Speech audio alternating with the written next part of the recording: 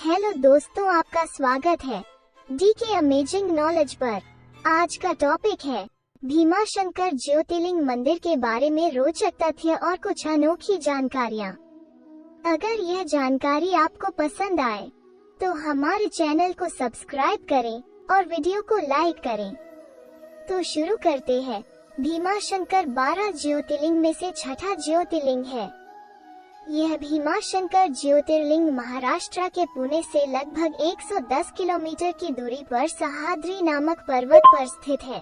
इस पर्वत से होकर भीमा नदी है, जो कृष्णा नदी में जाकर मिल जाती है।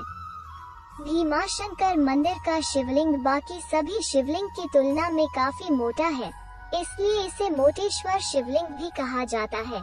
प्राचीन समय में भीम नाम का एक राक्षस, जो कि रावण के भाई कुंभकर्ण का पुत्र था, अपनी माता कर्कटी के साथ रहता था। ये दोनों पुत्र व माता जंगल में अकेले रहते थे।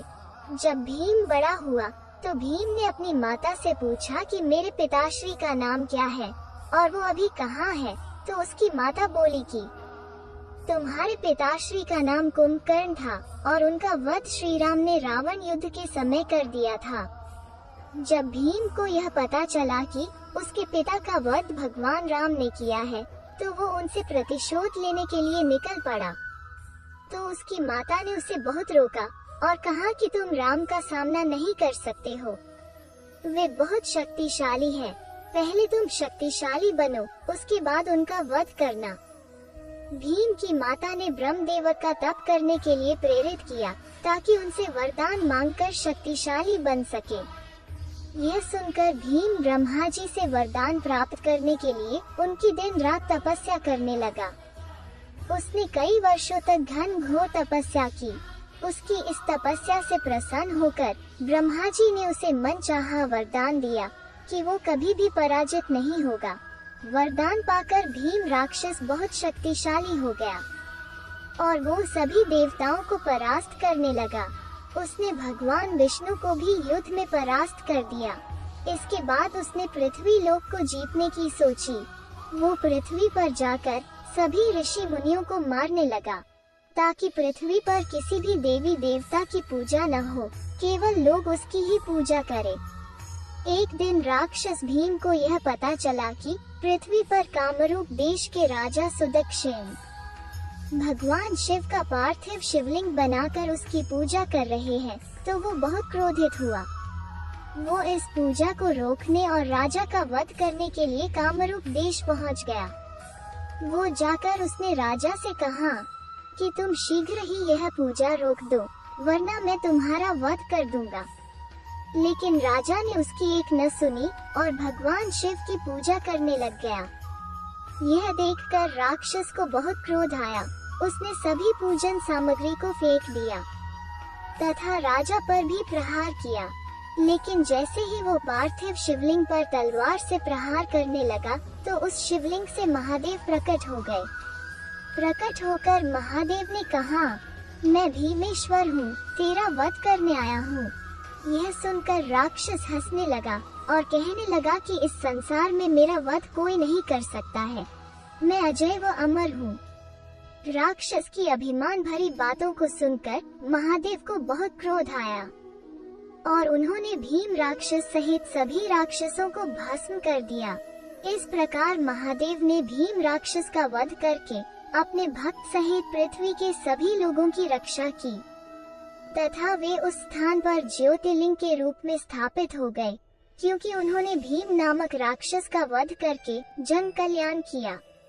इसलिए उस ज्योतिर्लिंग का नाम भीमाशंकर ज्योतिर्लिंग पड़ गया। यह मान्यता है कि जो लोग सूर्य उदय के बाद 12 ज्योतिर्लिंगों का स्मरण करते हुए इस ज्योतिर्लिंग के दर्शन करता है, उसके सातों जन्म के पाप धुल जाते हैं। भीमाशंकर नागर शैली की वास्तुकला से बनी प्राचीन संरचना है। इस मंदिर का शिखर नाना फडणवीस द्वारा 18वीं सदी में बनवाया गया था। यहाँ का भीमाशंकर लाल वन क्षेत्र व वन्य जीव अभयारण्य द्वारा संरक्षित है। इसके पास कमलजा मंदिर भी है, जो कि बहुत प्रसिद्ध है, क्योंकि कमलजा माता पार्वती का अवतार है। यहाँ पर गुप्त भीमाशंकर, हनुमान झील, भीमा नदी की उत्पत्ति, साक्षी विनायक जैसे स्थल देखने को मिलते हैं। अगर आप इस ज्योतिर्लिंग के दर्शन करने के लिए जाना चाहते हैं, तो आप बस, ट्रेन या अपने खुद के साधन से आसानी से जा सकते हैं। यहाँ तक जाने के लिए पुणे से सुबह 5 बजे से शाम के 4 बजे तक सरकारी बसें प्रतिदिन चलती है, जो आपको कम किराए में ही वहाँ तक पहुँचती है। अगस्त से फरवरी के बीच का समय इस ज्योतिर्लिंग के दर्शन के लिए उत्तम है। मानसून के दौरान यात्रा न करने की सलाह दी जाती है। हर महाशिवरात्रि या प्रत्येक माह में आने वाली शिवरात्रि को यहाँ पहुँचने के लिए विशेष बसों का प्रबंध भी किया जाता है। कहाँ है असली भीमाशंकर, महाराष्ट्र या फिर असम? असम के लोग सवाल उठाते हैं। इनका कहना है महाराष्ट्र में भीमाशंकर असली नहीं है। असम के श्री शंकर देव की वैष्णव भक्ति की आंधी के कारण शिव भक्ति का वेग यहाँ कम हुआ। इसलिए भीमाशंकर ज्योतिर्लिंग पिछले कुछ सदियों से गुमनामी के अंधेरे में खो गए। शिव पुराण में अध्याय 20 में श्लोक 1 से 20 तक और अध्याय 21 में श्लोक 1 से 54 तक भीमाशंकर ज्योतिर्लिंग के प्रादुर्भाव की कथा बताई गई है, जिसके अनुसार यह ज्योतिर्लिंग कामरूप राज्य के इन पर्वतों के बीच यहीं स्थापित है। गुवाहाटी की में जहां भीमाशंकर है, वहां 24 घंटे वहां उनका जल से अभिषेक होता रहता है। वर्षा ऋतु में तो वे पूरी तरह नदी में डुबकी लगा लेते हैं। उनकी सेवा में जो पुजारी लगे हैं वे जनजातीय हैं, जो सैकड़ों वर्षों से भीमाशंकर महादेव की निष्ठा से चुपचाप पूजा अर्चना करते रहते हैं। इनका दर्शन पाना हो तो कामरूप के मनोहारी पर्वतों और वनों के बीच चलते हुए वहां की निर्जन घाटी में पहुंचकर देखा जा सकता है कि भोलेनाथ अपने भव्य रूप में पहाड़ी नदी के बीच में किस तरह विराजे हैं।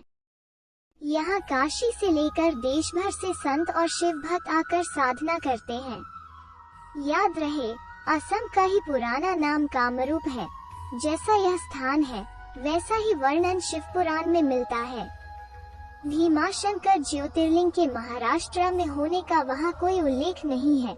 ऐसी और जानकारी के लिए हमारे चैनल पर बने रहें और वीडियो को पूरा देखने के लिए धन्यवाद।